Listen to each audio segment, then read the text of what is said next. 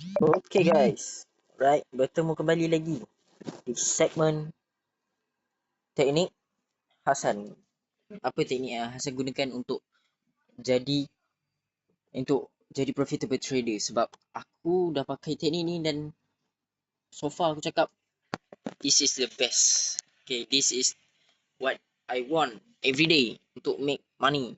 Okay, so aku akan tukar color.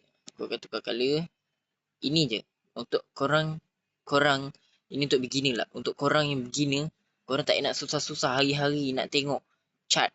Korang just cari pattern-pattern macam ni.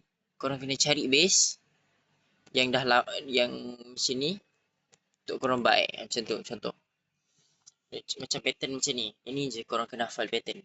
Kalau dia punya touch dah lebih 1, 2, yang ni kali ketiga, korang buy lah dekat sini. InsyaAllah kalau ada rezeki memang jalan terus. Tak ada rezeki HSL. Tetapi win rate aku guna setup ni, aku boleh cakap 90% win rate. Lagi 10% mana sen? 10% dia mungkin 90% ni maksudnya hit TP. Hit TP.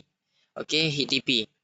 Kita kena tunggu harga buat resistance bila sampai balik dekat level resistance, kena fikir logik akal, adakah dia akan junam juga lagi sekali? Tidak, dia pacak.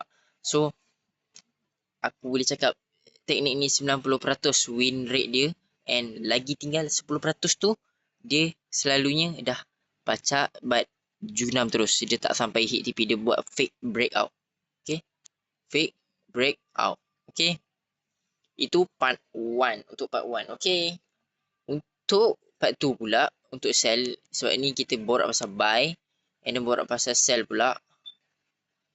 Don't save. Kita borak pasal sell. Sell macam ni juga. Dia teknik dia hampir sama. 1 touch, 2 touch, 3 touch. Korang masuklah sell. InsyaAllah ada rezeki memang boleh junam. Macam biasa 90% setup ni selalunya hit TP. Okay. 1, 2, 3. Sell je, layer, insyaAllah rezeki ada.